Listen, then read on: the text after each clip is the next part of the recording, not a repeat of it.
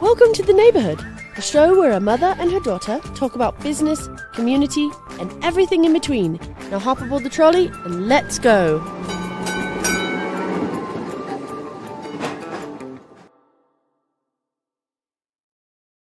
Hey, neighbor. Hey, neighbor. Look at who I have here. My great neighbor here. And do you notice the empty trolley seat? Taylor, I said last week something about my daughters who are now working. It's hard to wrangle them. And Taylor is coming in here. She'll be coming in here hot and overwhelmed. So we were debating on whether she should skip this podcast because she had something for like 5 minutes. And I said, no, you need to be in here. Her and I read your book. Okay. And we were like, no, this is a therapy session for her and I. Oh, good. We did a session with a bunch of therapists that are in here. Mhm. And I said, having Bob in here will be another therapy session for two overwhelmed people, because we'll talk more about Bob's book, Overcoming Office Overwhelm. And we experienced that. I've experienced that though for 20 years. So Bob, you've got your work cut out for us. But Alrighty. Bob Wendover is here, and we'll dive into more. But Bob and I have known each other, we were saying probably 20 years through the Speakers Association. But Bob, you've worked with leaders, over 3,000 leaders around the globe. Well, not 3,000. I've interviewed 3,000 leaders. You've interviewed like one-on-one. Yeah, one-on-one. Chatting about overwhelm. About 100 years, or about 100 of them a year for about 30 years. Yeah. Bob is an expert and has been speaking on this topic. Your company, Common Sense Enterprises, is another one I love, because I go, we all need to hire Bob just for the common sense part. Because we say here all the time, we're like, wait a minute, when we go, why did this happen? We go, okay, you're assuming people have common sense. Right. They Exactly. don't. That's very true. They don't have common sense unless they hire Bob. But Bob, your book, Overcoming Office Overwhelm. It's actually Overcoming Overwhelm. But you have a whole part on office overwhelm, or work, not office. Yeah, overwhelm. workplace overwhelm. Yeah. Overcoming Overwhelm. This is my life. This is actually calm for my life, Bob. This is calm. So we're going to talk about that. And I've heard some interesting things recently in the news about our society, just the overwhelm that we all feel. And it's interesting because I feel like, in a way, there was a study recently that came out that said in 2022, people were working over 40 hours. It was like 51 hours a week. Mm-hmm. And now in 2024, they said now it's gone down. They're working about 49 point something. The number of actual hours at work. But right. It's also much harder to track because so many people are working remotely. And Yes. Or in a sort of hybrid sense. Well, and they were talking about how even though we're working fewer hours, we are more productive. And I said, I think it's the whole thing. We've spread our workday now over home work, back home, weekends. Some people never leave home, so they're working all the time. So they may clock, and the study was done by a company that tracks what people do online. Their productivity online. Mm-hmm. So they might be logged in, but how many calls do we make now as we're driving to work, on the weekends, all the things. So I feel like we're all living in this state. Well, that's one of the things that's got employers bedeviled, because we don't know what people are doing when. Right. And you've got one end of it where employers are saying you've got to come back into the office 5 days a week, which is it's not going to happen. Right. And then you've got people on the other end who are saying, I never want to come back in. And then you've got people in the middle who are saying, well, I miss my friends, so I want to come back in, but I want to come back in on my terms. Yeah, exactly. We hear that a lot here. And so it's we're living in very, very interesting times in terms of it's a complete departure from the typical whistle blows, you go to work, whistle blows, you go home, which is what everybody over probably 40 plus remembers. Right. Well, I was going to say, we hear the song 9 to 5 by Dolly Parton. Right. We're supposed to work 9 to 5, not 8 to 5, which I always was like, well, it depends upon what is this 9 to 5? In New York, you work 9 to 5. In Denver, you work 8 to 5. You work 7 to 5 or 7 to 6. And then you had the Flintstones, 5 o'clock, the whistle blew. Right. Exactly. We've had this ingrained in our brain that you work a certain hours and then you're done. Right. and you didn't have this sense of overwhelm. You went home and you enjoyed time with your family.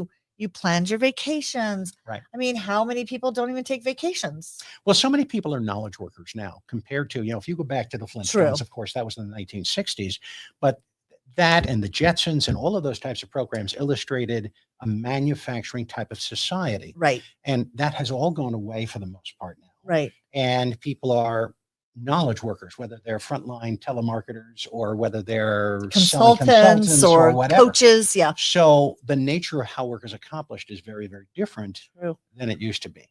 And we add value in that sense, Which is but not in the interesting. same way as putting widgets together. And now that it's knowledge work, our brain never stops. So we're always thinking of things Right. and doing more. Very true. So, and I know you've done a lot of work in the past on generations, working with different generations. Mhm. Which do you see a difference in the feeling of being overwhelmed, kind of based on the generations? Do you see a difference? It's complicated.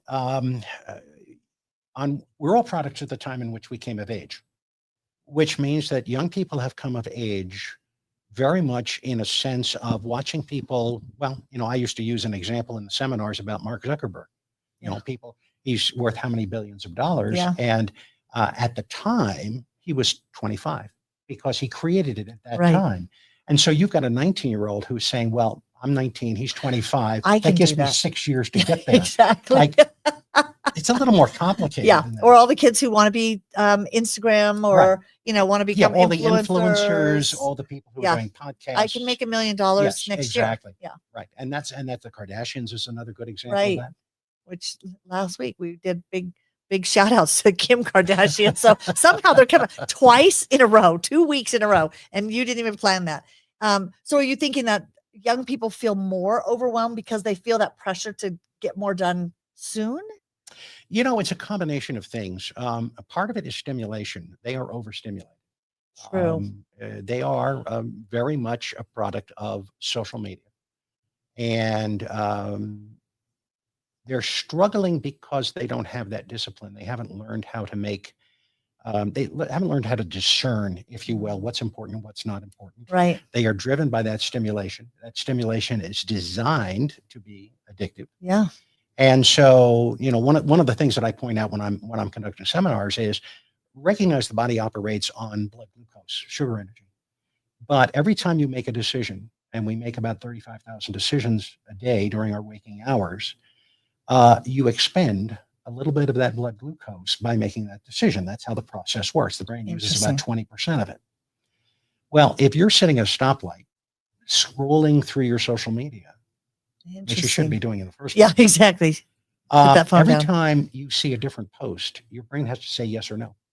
Oh, wow. you're So going that's yes or no, another yes or micro no, yes or no. decision. And so in a space of a minute and a half waiting for the traffic light to change, you could literally make 100 decisions.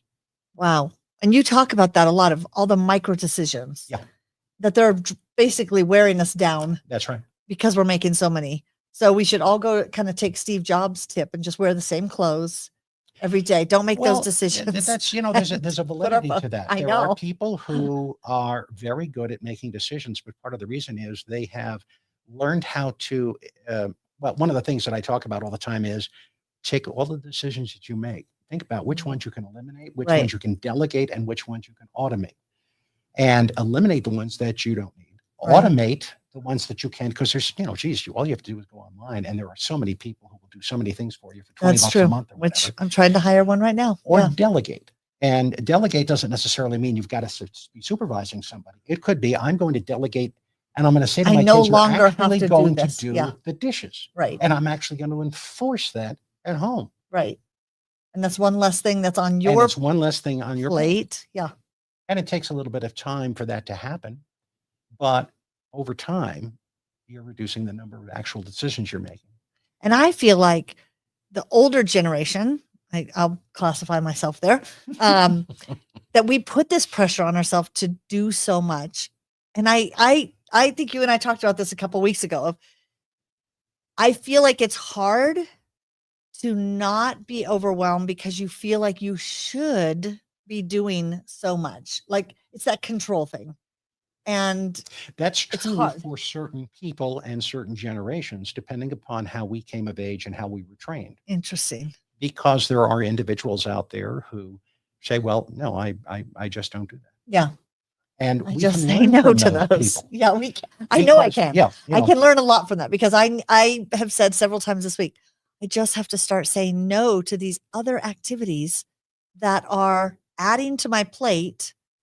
And even if I enjoy them, Mhm. they're one more thing on my schedule Right. that I should have said no to that. And we all do that where we'll say yes to something and we're excited about it because it's 6 weeks away. Yeah. And then the week of the thing, you're thinking, why did I do that? My schedule is packed. I'm overwhelmed by feelings. We all say Yeah. yes. It's not that we say yes too much. We're nice people. Yeah. And so rather than saying, well, one of the strategies I talk about all the time is somebody says, "Hey, can you help me with this?" Or "Do you have time to," Right. whatever it is. Rather than saying yes, say perhaps, tell me more. Oh, I like that. Because sometimes the person hasn't really even thought through what they were What going they to want. ask you to do. Right.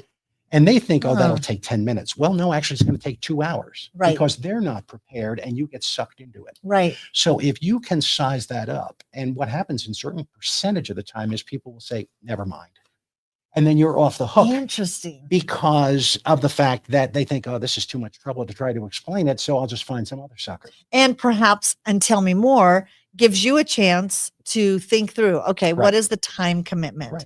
What do I have to expend Exactly. to get this done? Yeah. I like that. I typically will say I'm at capacity, Yeah. which I even hate saying that because I'm like, that makes it's kind of like saying all the time, I'm stressed or I'm running crazy or my schedule is crazy. Well, let me give you an alternative.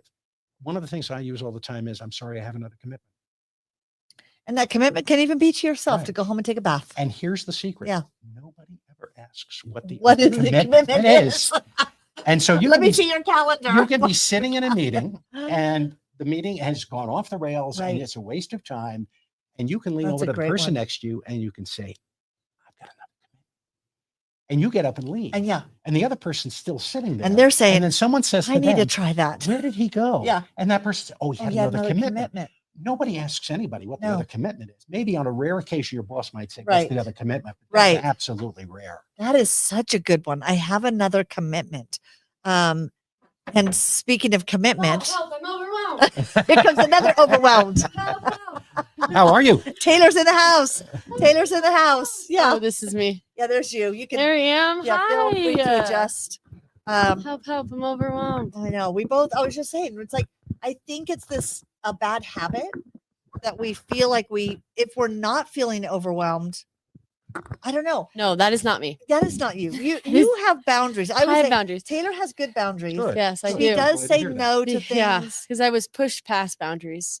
Yes. And I was like, I'm dying Yeah. inside. I'm shriveling. Yeah. This is not good for me. And I feel like I have no boundaries. Like people will call me or text me on weekends at night. But it's Why usually do you answer them? because it's people that are here and they're either locked out. Okay, or, but that's not always the case. Sometimes you answer because you're there and you need to learn how to schedule an email. Because I would respond Oh, at yeah, night, but yeah. I would schedule it for like Emails. 9 a.m. because it was like, I I don't don't want need them them to to know know that I'm I'm available. emailing you at midnight. right. A I- lot of times on Well, weekends, it's people And I'll tell you calling something. from Here's here. one of I the have other a parts question. that we see inside organizations is you have a boss that works because that person's a night person who sends emails at 10 o'clock Right. at night. And that does not mean you have to. Well, and the employee who works for that person feels pressure to respond right. True. Yes, they do. Yeah. And so the manager Speaking has from to be able to say, experience. "Look, just because I send it to you at 10 o'clock Right. doesn't mean that I Yeah. expect a response answer. an hour later." Yeah. You just set clear expectations. Yeah. Yeah. Set Yeah. boundaries. And it is funny because we have a client here who will email or text, and usually both, to Taylor, but now Andrea, saying, this is very important. It's about our event in 6 weeks. Like, Like, oh, that is not urgent. my goodness. That is not. It might be Yep. important. It might be important, but you don't need to text and email 6 weeks before about something that's very minor. And then I'm having to always help, like Andrea, look at it and go, okay, don't reply. Number one, and don't reply via text and you were really good at this. And Yeah. Andrea's really good at this, saying, I need you to email me the details and then I'll get back to you on Monday. Email me the details. Don't text me because then you've got people trained. So yeah, sometimes the overwhelm, we put it, well, probably most of it, we put it on ourselves. Yes. Yes. I know I'm jumping in. So I don't know exactly what you already covered. I mean, we were just, kind of talking about intro and I was asking if it was generational. Like, do you see this more with older generations that what was the answer to that? It depends. Okay. Which is a very safe He's a answer. therapist. it's He's a a safe therapist. answer. It's not just generational. I think it's, well, I'll give you an example of my life. I am to-do list driven. I get a lot of stuff done. But the upside of that is I get a lot of stuff done. The downside is that sometimes if I don't have enough stuff on my to-do list, I actually feel uncomfortable. Yes. What else should I What else? add? Like, should I be Rather than doing taking a more? hike Yes. or going for an ice cream cone. That's what I'm That's talking you. about. Yeah, that's me. Minus the to-do list. You're not that organized. No, I'm not. Well, it is funny. You know, it's funny. Cam walked in this morning and he said, is this your tablet? It was just a pad of paper that I will write all the things I have to get done that week. Like, okay, this is on my to-do list. And there's pages and pages. And then I'll cross it off or star it. And then I'll move it to the next, page or whatever. And he goes, I tried to look through it. And he's like, there's just so much random stuff on here. You're like, imagine living inside of that 24/7. Yeah, exactly. That's my brain right there. My brain. No, I wouldn't even say, so in my new role, I work with people all different. In a high stress. Well, yeah, in a high stress industry, but it's people in all, like, we've got all age groups. We have really young people. We have like millennials. We have people in their 50s. It's like, there isn't, the only thing that we're all good at is just being somewhat detail oriented. But the way that people are dealing, like I just got off a call. That's why I was late. And with a girl so there's a big program we have in Vegas. It's 6 days at the end of the month. And each day there's like 6 different things going on. So there's a lot of details that we have to go through. And it's to the point of like, how many uplights are we going to have on this one plant, and how many uplights do we have on this one plant in this room, and where are the cords going? Like, it's so detailed. But I was just on a call with a girl. She's, I don't know, in her 20s. And we're going over the same details I went over with a woman in her 50s this morning. Very different energies. Oh, energy. Very different energies. This morning, she's like even playing with her hair, kind of like frantic. Like, she's like, this is coming up at the end of the month, and we don't even know, the client hasn't like signed off, and she's really frantic. Every call we have with her, every call, she's very frantic, and she kind of interrupts because she's like, well, I already talked to them. And I just sit back and I'm just like, just here to listen. Yeah. Because then I chime in at the end where I'm like, here are the 3 things that we never actually covered. And I just like, because you always taught me, like, it's not life or death. Right. So like, let's pretend this light doesn't end up on this plant. No, it's okay. No. It's okay, but it will, because we are going through this 5 times a week. But then same call, same details, but we just had to go over like a few documentation things.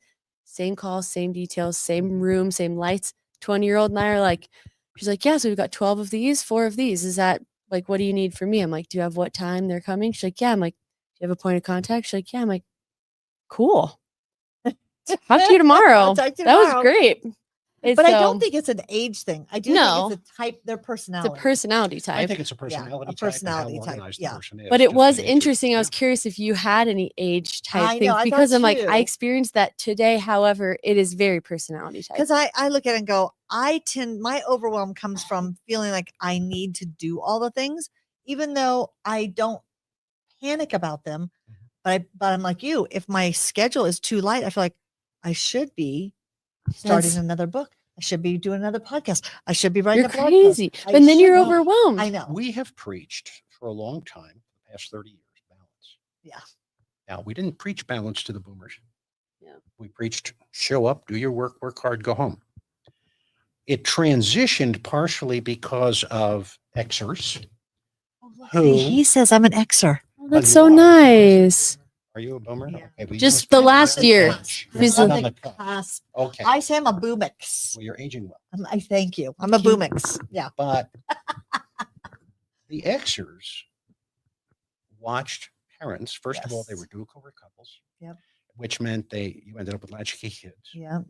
Coupled with the fact that during the 70s and 80s, the layoffs took place, and all of a sudden, these parents who worked their tails off for their employer got laid off anyway. Yeah. And so Xers have always been more skeptical about the whole idea of live to work, which is what the boomer generation felt. Right. That's what they were trained to do. Yeah. You stayed there for That 40 Even began if years. you a don't like it. transition. Yeah. But then over time, we talk more and more about having balance and so on. Well, you take the millennials, and the millennials are saying, okay, well, you've been preaching the balance. Cute, you think I'm a practicing it." millennial. Yeah. I'm an Xer. Okay. Just are kidding. you? I'm just kidding. kidding. No, I'm a I was going millennial. to say, you're out too. Okay. She's No. definitely millennial. All 4 of my kids are millennials. Okay. They're all But millennials. You're saying now millennials, and what about them? I missed it. I was a boomer in my head. I was thinking I was a boomer. But you're saying what about the millennials? The millennials are Balance. implementing what they have been taught. Yeah. And that is balance. Balance. But are you seeing? So now we've got the Gen X, Mhm. Gen Z, Gen Z. Gen Yeah. Z. That's what I meant. Yeah, because we have no Gen X. I have no Gen X children. You have Gen your X children are the first and to the last year of millennials, so they're And- almost both. And now we have the Gen X and the Gen Zs. But Gen I'm Zs like aren't in the Gen Zs workplace are yet, they? sort of semi-entry. Yeah, Yeah, they're Gen entering. Z is the oldest We're- of Gen Z, according to the birth curves, is about 26. Oh, Yeah, so wow. they're entering. Okay. I work with some Gen Oh, Zs. yeah. Yeah. And it's so, have you seen, like, I feel like we went from boomer and we really swung, I feel like we've swung really far Over to here Gen to where Z. nobody wants to go into work or do. Yeah, where There's a variety of so things much going on. life Digital balance. technology is a big part of that. yeah. The influence of digital technology has had several impacts. Number one, you can work anywhere you want. Yeah. Mhm. Okay. Which means that expecting people to show up in the office. Okay, Right. so that's part of it. Mhm. Some of it also has to do with the tectonic change we went through in 2020 Mhm. because we sent everybody home. Great verbiage for that. It was tectonic. Thank you. Yes. Good word choice. Yeah. But now trying to get, as I was saying to Gina before, trying to get employees to come back, Yeah. especially when the price of childcare has skyrocketed. Yep. They all have and people are dogs. saying, They all "Well, have wait a minute dogs." Here, I used to spend 45 minutes each way driving to the Mhm. office every day. How about I work the normal hours, but I also save an hour and a half worth And of go commuting walk time, my dog, go play with my or maybe kid. Yeah. split it with you. So you get an extra 45 minutes and Yeah. I keep 45 minutes Yeah. and we're all happy campers. Yeah. But the employer, of course, is at the top of an organization that's got several hundred or several thousand employees. Mhm. And there's the natural human tendency to say, I don't know what these people are doing. Yeah. Yeah. But some of that's on the employer to get better parameters. Focus on the Yeah. outcome rather than the task. Focus on the outcome rather than the hours. KPIs versus butts and seats, people. Yes, Yeah. That's, I mean, that's it's right. like if you're getting it done, yeah, there Right. has maybe been some technological advancement. I'm not going to be one of those like millennials who's like these Gen Zers, they're so soft. But there because you know what? Good for you. Sit in those feelings. However, do I think even I love a good work-life balance. I love like taking time. I haven't taken any ever, but I love the idea of a mental health day. Yeah. I You've taken mental health days. name one. Tuesday, February She's wrong. 17th in 2023. She's wrong. I think it was. But it's like I'll have coworkers who are like, I'm taking tomorrow off because I was just feeling like overwhelmed by my day yesterday. I'm like, good for you. I would never do that. But it's because my mom is Gina Because my Schreck. mom would But make me feel I guilty. do think there's Well, maybe there in are some thresholds, cases though. it's really far. Yeah. There are thresholds. You're a hard worker. You're a hard Yes. worker. I'm a hard worker. You've got individuals who get stressed at a lower threshold. perhaps. You know, it's one thing to work your tail off That's a and good say, I'm going to perspective. take you can go to an event, you Yeah. can work your tail off. Which I do. And then you say to your boss, Yeah. I'm going to take a mental health day when I Yeah. get back. Yeah. Yes. And the boss hopefully is going to say, yeah, you You deserve deserve it. it. Yeah. Okay. Yeah. But you've got people who are just supposed to, but they feel a little bit stressed They about wake this. up My feeling dog got overwhelmed. sick. I'm going to Yeah. take a mental health day. Yeah. Yeah. And there Hmm. are. And they Yeah. all work for dad. But it is and it's interesting. Like I almost feel at this new job, I almost feel lazy because Yes, you see things that you're like, I would have done that. yeah, and I see that on site. I'm like, I didn't need to hire a staff for this. Like, I can do that. That'll take me 40 minutes and then I'm done. So there's that, but also I mean like in my day-to-day too, where it's like, okay, there actually isn't anything due right now for me. And I'm just kind of waiting on other people. So like I worked all day Saturday at an event. So then yesterday I had 3 calls in the morning and then I was like, I'm not going to work this afternoon. Yeah. I'm not even going to open my computer. Like I went on a long walk. I worked out. I deep cleaned my house. I went grocery shopping. I was like, I actually like took care of myself, but I also wasn't letting anybody down. And I think that it almost took like it took me like reaffirming myself in that choice because I'm like, you feel bad sometimes. Yeah, you could be like, I'm a bad goes worker. back to supervision. It goes back to supervision. Yeah. If I give you something to do and I give you the time and the parameters to do it, and the resources you need, and you get it done and you do it faster or more efficiently, and you come to me and you're finished early, should I give you something else to do? Because I feel like, wait a minute, I'm paying you for that time and you get done 4 hours early. Yeah. And that's a dilemma because on one side, maybe I should give you something. On the other hand, if you work harder but are rewarded with more work, then you become then you take longer. Take longer. And so you say, fine, I'll just coast. Yeah. So and that's part of supervision. And there's an awful, sadly, how many supervisors out there aren't very good at supervision. Yes, a lot. Yeah. And that's part of our problem. Yes. So when we're feeling this sense of overwhelm in our life and you say a place to start is looking at the margins.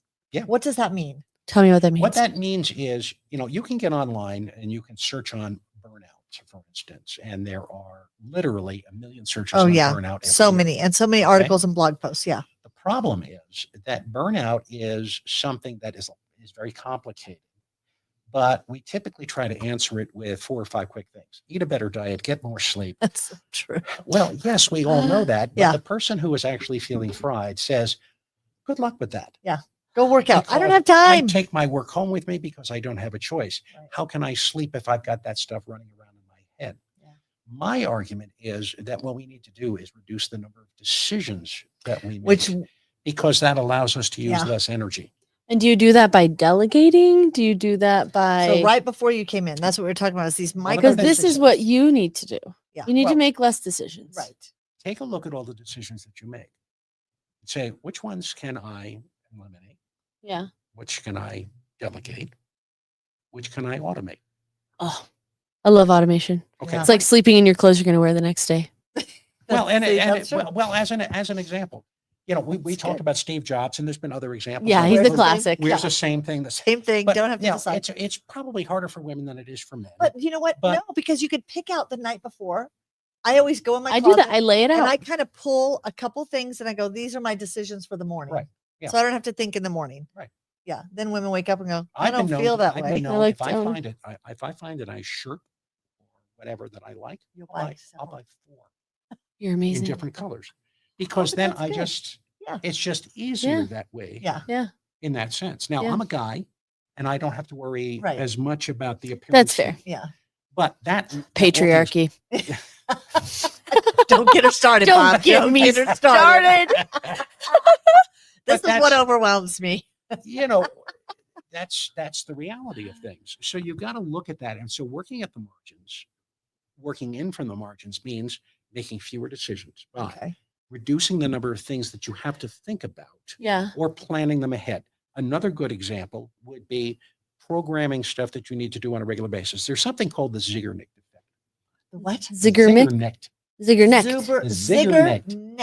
Ziegler-Nick effect. Okay. This is German. It's named after the Hungarian. Oh. Okay. It was named after the psychologist who discovered a woman named Bluma Zingernick. See, and that was sexist to me. I was like, what's his name? Yeah, and it's not. Oh, it's not. What's she was a Hungarian psychologist. And what she identified was the fact that when the brain has an incomplete, the brain will continue to bring that incomplete into your mind over and over again anytime it's triggered by a stimuli. So as I am driving down the street and I see a dentist's office. Oh, yeah. If I need to make an appointment. Then you're going, I should. I think, I should. Now you do that with everything from oil changes to dentist's office to medical or whatever. Okay. And your brain is forever having to deal with those things. Yeah. And I call those slivers. Okay. I always say, how many slivers? And it's kind of like how many pins do we go to write with and they don't work and we put them back in the pin thing? It's a sliver that later is going to come back and keep. That's and the it's Shrek little- effect. It was made by a scientist, Gina Shrek, here who he lives said in the sliver Little effect. Thing. But it is interesting because I'll do the same thing. I'll be laying in bed or I'll be sitting on the, at the kitchen table or sitting on the couch and I'll go, oh my gosh, I just thought of 3 things that I didn't get done and I forgot to write them down. And that's so keep going because this is stressful. What's It's the stressing me out a little What's bit. the solution? One of 2 things: either schedule it or write it down. List it. Okay. Yeah. The Because reason then for that is because when you put it someplace, the brain lets go of it. Right. So if I have something I can use a smartphone, I can use a piece of paper, whatever. Oh yeah, I got to do. Do you think there's a I write it difference in down. physically writing it down versus like being like Siri, set a reminder? No. Because I No, feel in that case, no. And I open up my calendar Okay. and I will pick. So if I'm driving home and I'm thinking of things, I'll just on my calendar take a note at 7 p.m. to call Matt. I don't know if about the anybody's electric. seen the movie Baby Mama, but Tina Fey in that movie has a notebook by her bed, and she wakes up and she'll wake up and she'll have written things down in her bed that's just like make everybody be twins or electric paper, and I'm like, that's you. Like That sometimes is you'll me. put stuff in your And calendar then and the you're next like, day I was like, what what does did this mean? Yeah. So, I do but put she's some of those. trying to complete the Well, incomplete. here's another example of it. One of the things that I tell people all the time is, have you ever been in the shower and you've had a great idea? Yes. Yes. Okay. Actually, And you no. can't remember it Oh, when I you have. get out. Yeah. I'm Yeah. not sure. Yeah. And they Okay. make paper. They make pads Oh. of paper for Well, that. I actually know a guy who had a grease pencil, used to write on the tile. On the tile. Smart. Now his wife hated that. Of That's course, true. But, That would be bad. but all things Bad. considered, Soap pens. Soap. okay. Soap I have, for crayons. instance, I have a glass shower door. Oh, Well, You it write on steams it? up. I write on it. Now here's the key. but If it goes you away. think of And then it gets something- out of- Yes, it does. But here's the thing. You've got short-term memory and you've got long-term memory. Yes. Working memory is short-term memory. It lasts about 6 or 7 seconds and then it flushes every single time. What? So every 6 or 7 That's seconds, we interesting. flush. Now, that's No wonder. all the stimuli. Yeah. That includes everything from the temperature of the water in the shower to the lighting to the soap to whatever. Okay. But you're also thinking. We can't stop thinking. So we're always thinking about stuff. So Okay. you're thinking, like, for instance, I come up with a great headline for an article. Yeah. And I think, ooh, This would the be great. key here is to start either write it down in the steam in the shower door, Yeah. or to say it 3 or 4 times. Because it moves it from moves short. short to long-term memory. Because if True. you keep doing it, you persist past short-term memory into long-term memory, and then you can remember it. 42 Wallaby Way. Dory, Finding Nemo. Finding She has Nemo. short-term memory and she repeats it and she remembers it. Right. P. Sherman. I love that. So working from That's the margins is brilliant. kind of looking at all those little things that you All can those little things that automate. you can do. You can right? So you can actually physically, that's proven to move it from short to long. by writing it down. Wow. Yeah. And then I put it in my calendar, or I do the thing on emails where I'll snooze them till the next day. That's fair. Why is that I bad? know. That's I brilliant. always feel bad going, I'm just snoozing them, but at least No, it's until I can brilliant. get my biggest thing of overwhelm is email. And I'm now wanting to hire someone just to help me just go through this. So you give me the important things. It's my joy. I love Yeah. organizing an email folder. I have 5 emails.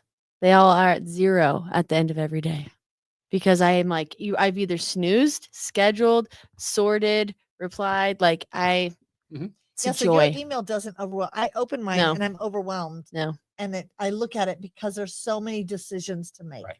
Yeah. What do I do with these? And if I put them in a folder, I'll forget about them.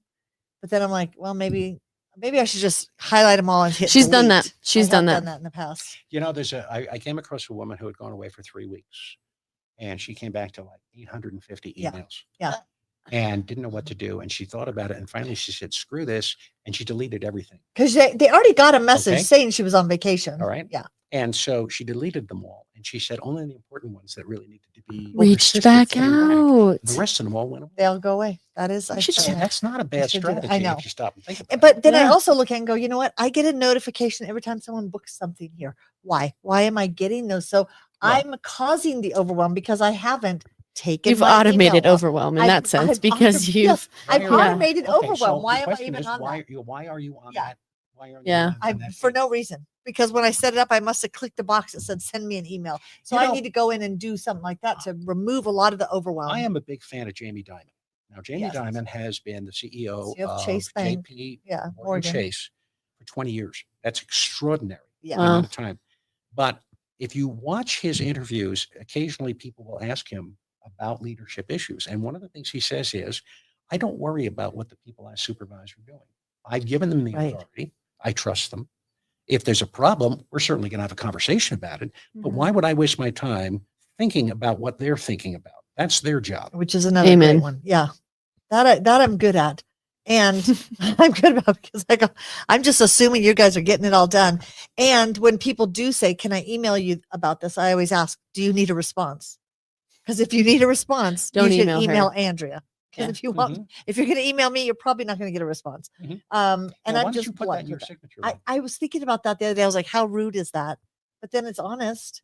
I don't think you have to If say, you need a response, maybe you don't have Well, to you say, can do you put it want a in a response? creative and a nice yes, in a diplomatic nice. way. Yes. If you need a If you response, need a within response You're not the within a day-to- week, You are not the day-to-day decision maker. No, I am Andrea not. is. Yes. So why Don't- are you yeah, in why this are loop? you emailing me? So if you, Right. those of you listening, if you've already sent me an email, retract it quick. reach. What are some other ways that we could work, like either to reducing that feeling of overwhelm? One of the things that comes to mind all the time is don't overcomplicate things. You know, I have this coffee cup. I brought it with me. I And loved says, it. Hold on, let me overthink this. And I keep this on my desk and I move it around every couple of days. I move it around because otherwise it begins to blend in Yeah. the background. But the point is Let what? me overthink this. Okay. You know, it goes back to Occam's razor. Remember what Occam's razor is? Here's the test for the day. What's Occam's I only know Venus razors. Okay. Right. Occam's razor is a mental model that basically says the easiest way to solve something is usually the best, almost always the best. Yeah. Okay. And Love. just But- take action. We come across a problem and we think to ourselves, and something our intuition brings up and says, do this. And we say, it couldn't be that easy.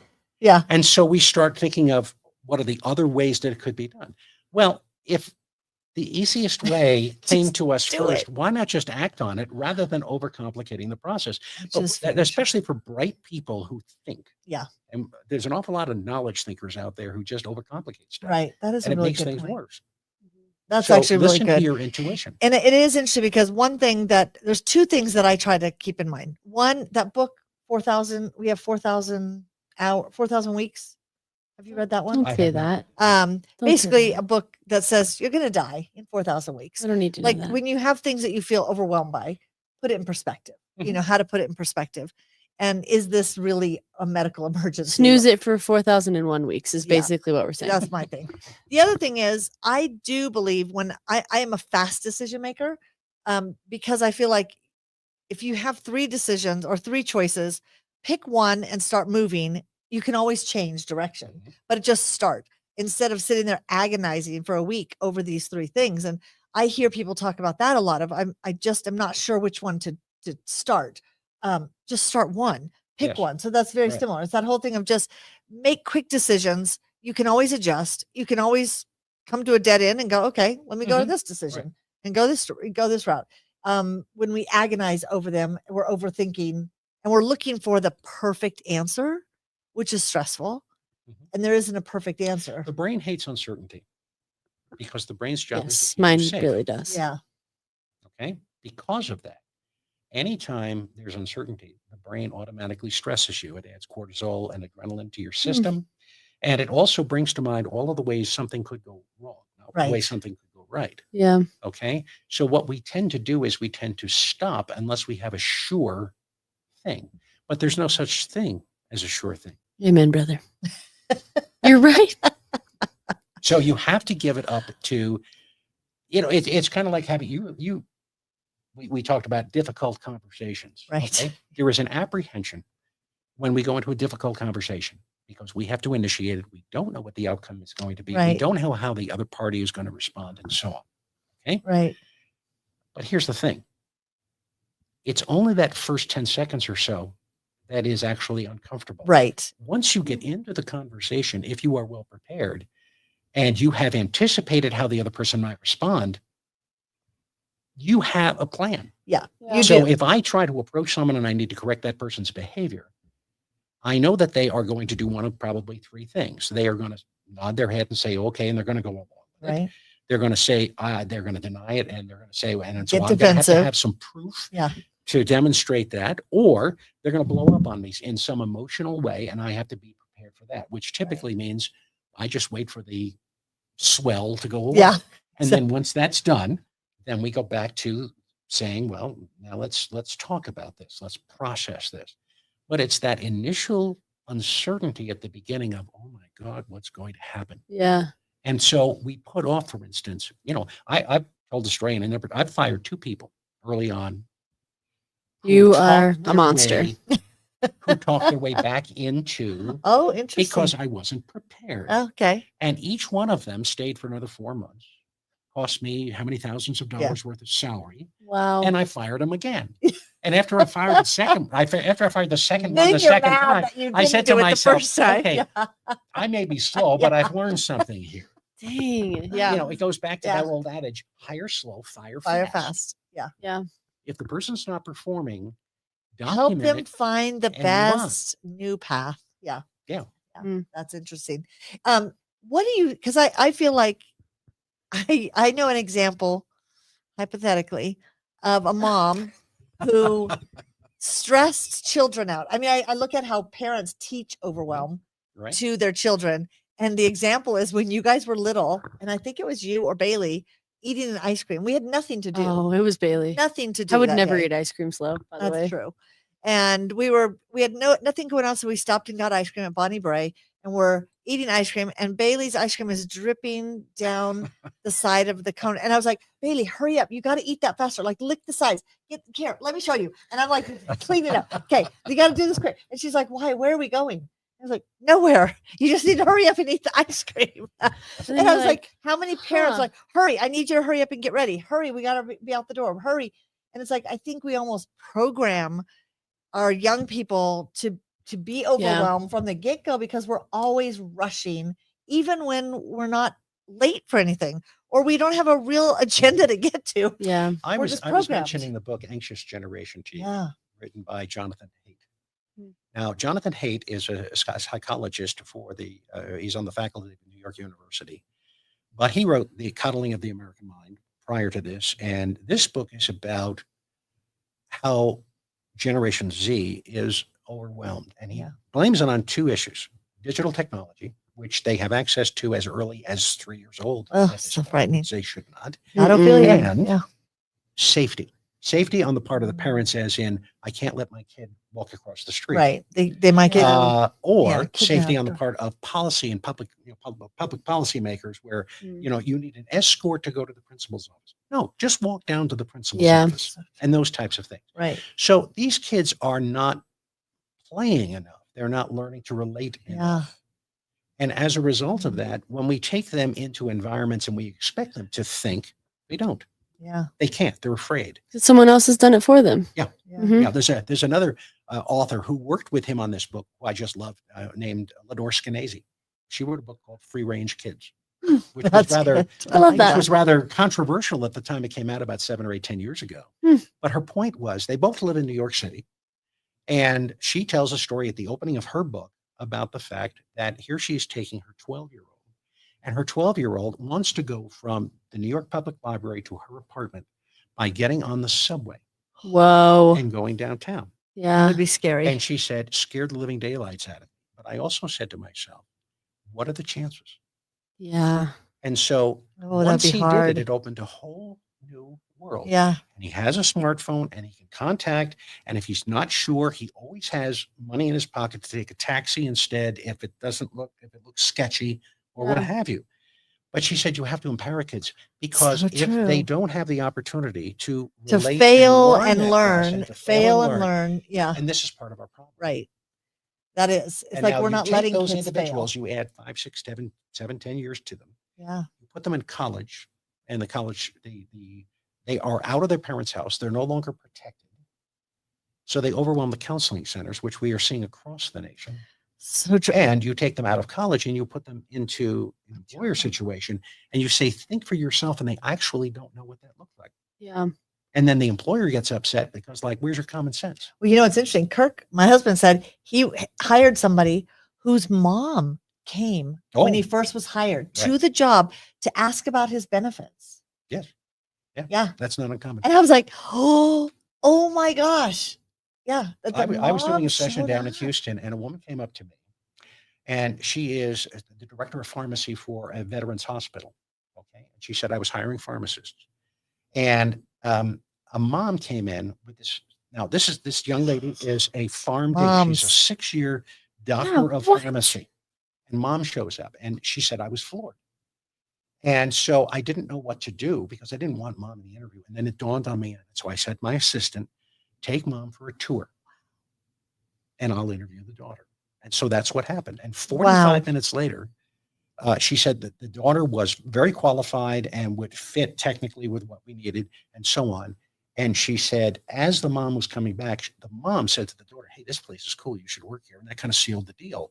But she was coming to me and wanting to know if this was something that she was going to have to allocate resources for going forward in terms of hiring professionals. Right. It is interesting. So it's very much out there. It's out very there. much out there. I've heard people say they go to college tours and the moms ask all the questions when they ask, absolutely. like, who asks questions? It's the moms always asking questions. Right. The students aren't asking questions. Right. The moms aren't. It's like, moms, stop it. Stop it. If you talk to admissions officers at universities, I've talked to another who basically said to the parents who show up, you're not welcome. Yeah. And they're more diplomatic about it. Yeah. But they say, here's the deal. I will not deal with you in the room. You need to step outside, frightening. Grab a cup because you're not coming to the dorm. So you're not going to have to live with this. It's your child. Yeah. So, I mean, I think that starts, and I've said this a million times. I think it starts as a young kid making them order their own food at restaurants. True. Like things like that is like, that's one of my pet as peeves. A child, as like, like as soon as they can speak and this read. Is what I would like. Yeah. And then the child orders the food. Yeah. He comes and they don't like it. Right. And they say, oh, mom, I don't like this. Well, that's what you read the menu. That was a choice you made. So what have you learned? Consequences. But it's like, even like, so I just traveled with Ophelia. She's about to be 7, but she's the 6-year-old. We're traveling to London, Portugal, we're all over. So we're taking trains, we're taking taxis, we're making connections, whatever. And then we're at a bunch of restaurants, and the whole time, every point that it used to be where they would be like, does she need a blanket? Like they'd ask me on the plane, like, does she need a blanket? And I'm like, I don't know, ask her. Right. Yeah. And they're like, oh, because I think what society does is assume that the parent is always going to speak for the child, and the child lets them. And so then they learn that forever. It's like, I don't think for myself. And then you're right, they're 18 and all of a sudden they have to. And they're overwhelmed because they go into an office environment and they're going, okay, I don't even know how to do this. Right. I need to call my mom. I need to call my mom to ask, how do I do this? And I think a little bit of that is like the overwhelm for me. From what I remember as a young 20-year-old, so long ago. She's so old. But what I remember is it just was like, well, what if I call the doctor's office? This is a classic, because like, how do I make a doctor's appointment? And I mean, my 34-year-old friend just asked me, and I'm like, oh my God, man. You need help. Yeah, you need help. You need help to get to the doctors. And so, but it's like, I remember the fear being, I get overwhelmed because I'm like, what if I call and they ask me for information I don't have? Right. Well, then I say, I don't know. Let me call you back. Like, I just think putting yourself in those scenarios. Which is that one of the tactics, though, is immersion. Putting yourself out there to fail. I feel like is failing and realizing how to adjust to failure part of a strategy of avoiding overwhelm, like helping our kids fail earlier, because they aren't. Because I think a big part of overwhelm is, what if I don't get this done, or what if I don't know. For me, what if I ask stupid questions. Well, immersion helps. Down to the supervisor too. If the supervisor is willing to let the person fail, which they should. Yeah. Okay. But I'm forever teaching employers. I'm saying, look, you've got to evaluate their ability to critically think. Right. On the way in the door. Complex thinkers. Complex thinkers. What you've got to do is you've got to take the time and you've got to put them into a situation and watch and see how they. Now, what decision they make is irrelevant. Right. You want to, I say to employers all the time, I don't care what you know. I want to know how you think, Right. because I'm going to teach you what you need to know. I like that. Yeah. Okay. Yeah.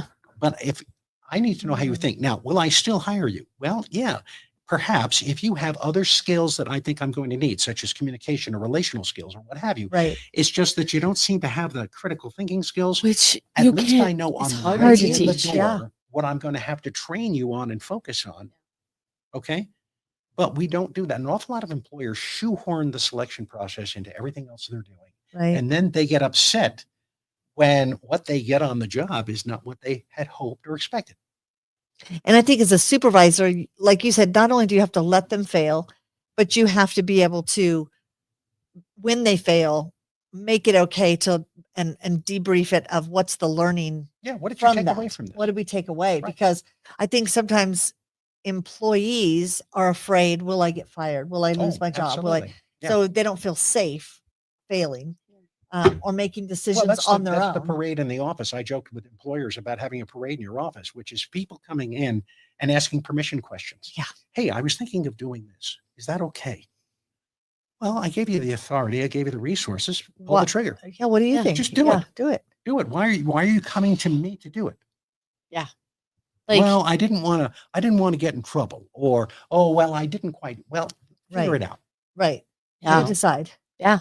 And there's a point at which, if you set that standard within the workplace, after a while, everybody gets it, because they all start talking to each other and saying, wow, the boss isn't going to give us the answers. I guess we got to figure them out ourselves. Yeah. And they start strategizing together, and that collaboration. And that is very collaboration positive. is helpful. Yeah. And you have to also set them up for success. I'm thinking of even little things of saying, why do I need to decide what do we need to order for supplies in here? Like, I don't need to know. I don't know. I don't know how much toilet paper we need to order. Mhm. Maria, you figure that out. But then, okay, if we have 5,000 orders of toilet paper in here, okay, somebody's not managing inventory, Right. So it's like, but I have to be able to give that, giving numbers, showing budgets. Here's what we have. Here's what our history has been, the data, so then they can make informed decisions. So maybe Yeah. as a supervisor or manager, it's hard because you're putting more work on yourself. And you're like, oh, I'll just make the decision. It's faster. But you can take the maintenance and toiletry budget Right. in isolation, and you can give it to Maria. Yeah. And you can say to Maria, this is typically how much we order on a monthly basis. Right. This is what we typically run out of, and so on and so forth. And if you empower Maria to do it, Yeah. she might ask you the first couple of times because she's not quite sure you believe in her. But once you get past that, It's a then that's decision her I no issue. longer have to deal Plus, with. it's also Yeah. a retention strategy, because she feels like she's valued, Right. as opposed to, I'm just the one who cleans the toilets. Exactly.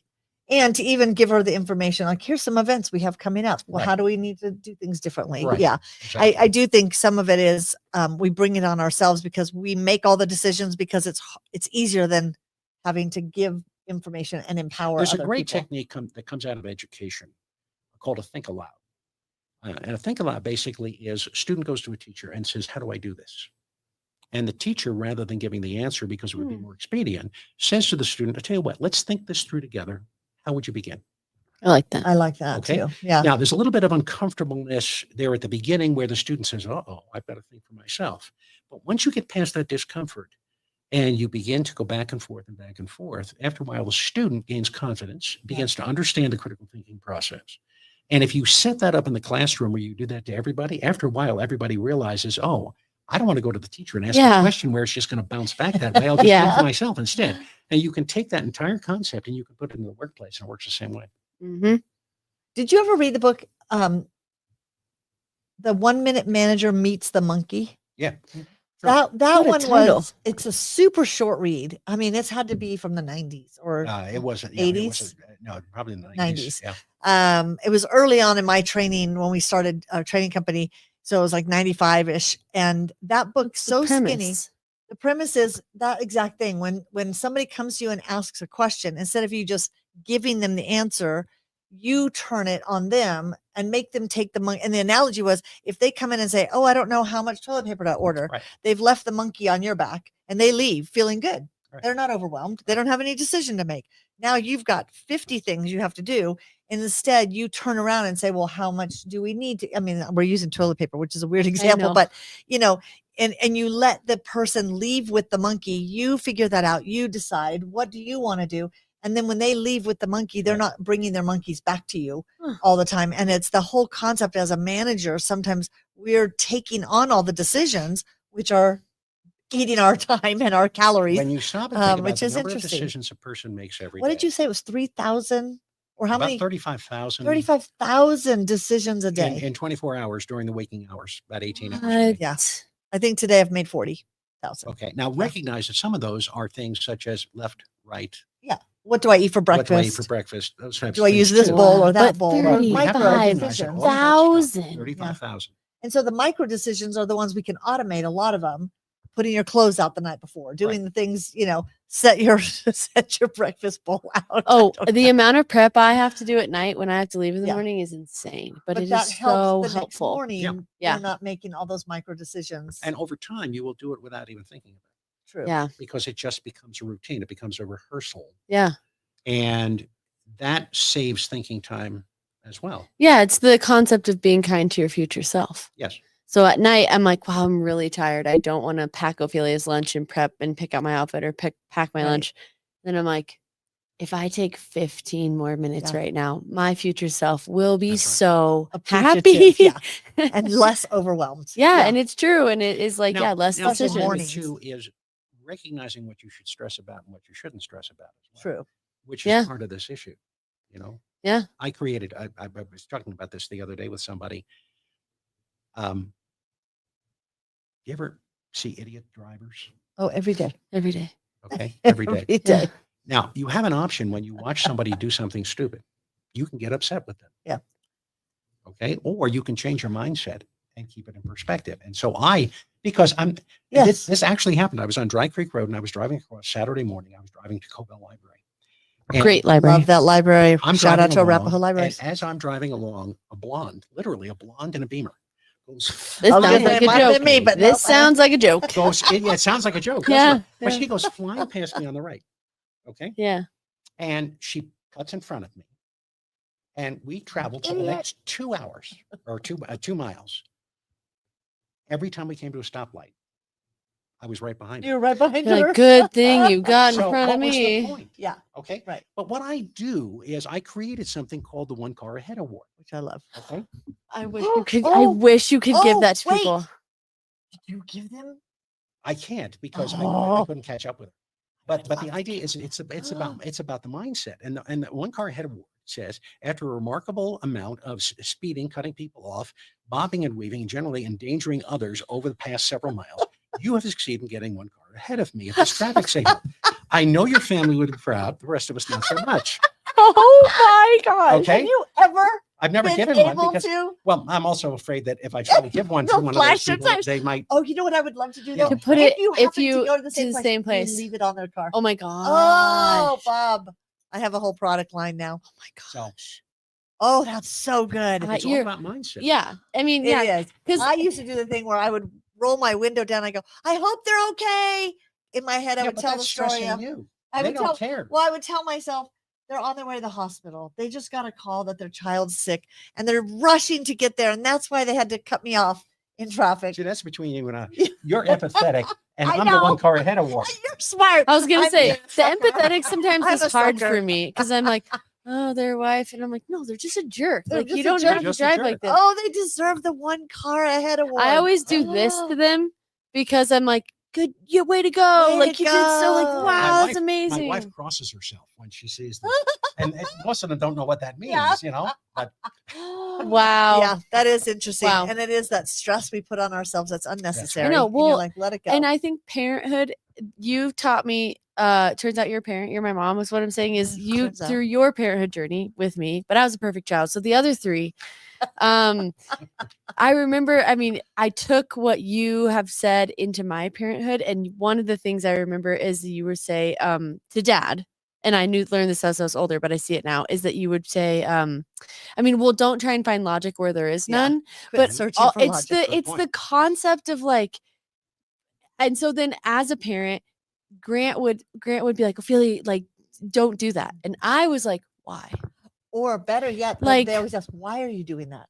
I don't know why. Their brains don't know why. Well, but it's the like he's I guess those don't even really connect. There was something, but it's like just finding which hills to die in. Like, so parenthood has helped me be a very chill person because you have to ask yourself why before, and I've just conditioned myself to where it's very automatic now, where I'm like about to be like, get off of that, and then I'm like, why?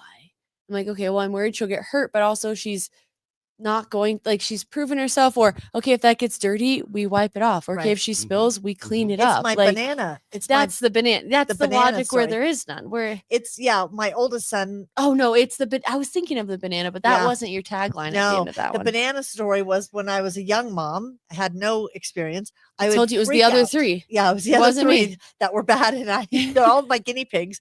And Danny, my oldest, would always come home. He'd want a snack, and then he would eat like 2 bites, and he would throw it away. And one day he came home, he wanted a snack, and so I gave him a banana, and he took a couple bites, and he was about to throw it in. I was like, "Do not throw that banana away." And he's like, "But I don't want any more." And I lost it. I came unglued over a banana, and I was yelling at him. It's the whole thing of, there are starving children in China. Whatever I was saying. We don't waste food. But Just Dad sit down walked and eat it. behind Danny, and he's looking at me, and he's going, like, "Why are you freaking out over a banana?"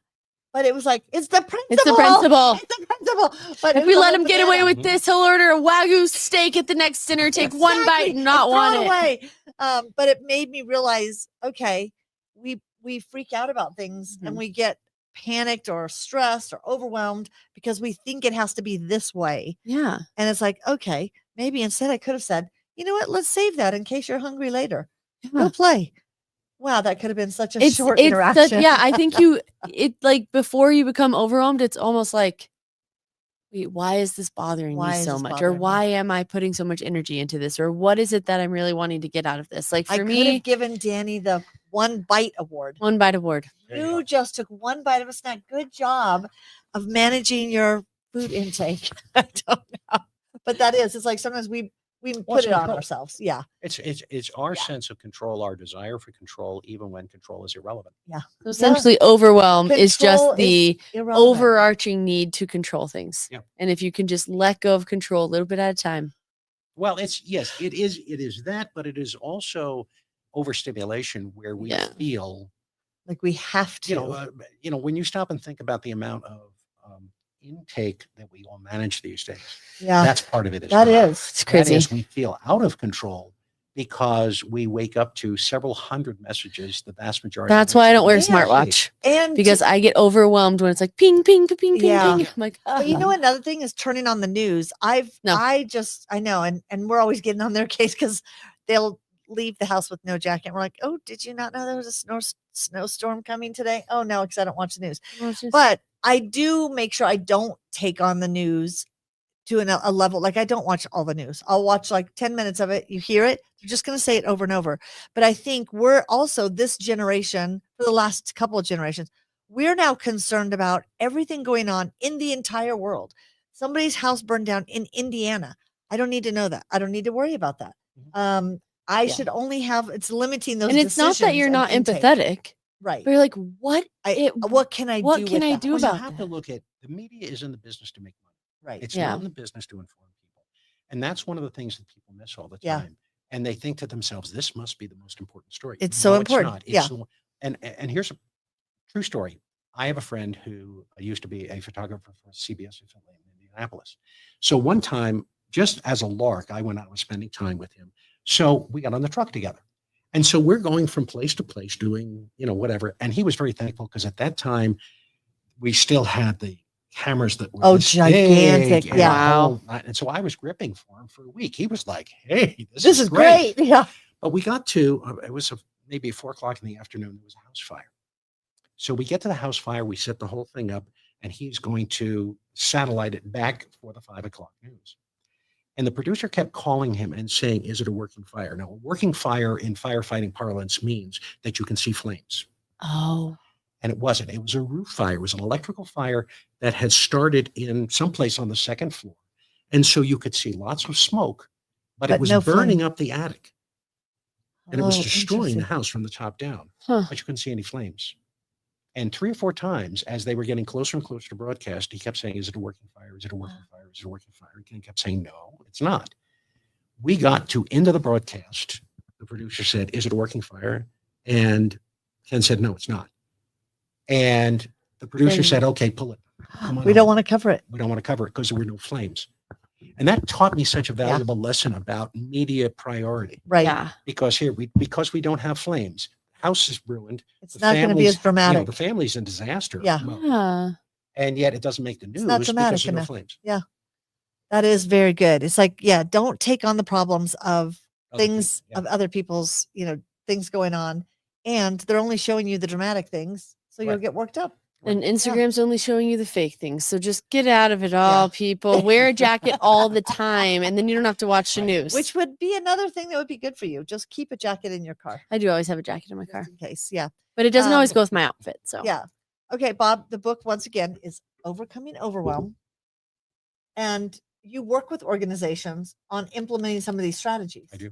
How do people get a hold of you? What's the best way? The easiest way is to send me an email, bobw@commonsenseenterprises.net. Will you reply to it? Yeah. Yeah. Right away. Okay, Bob at Common Sense Bob W. Enterprises. Bob W At at commonsenseenterprises.net. .net. Okay. Wow.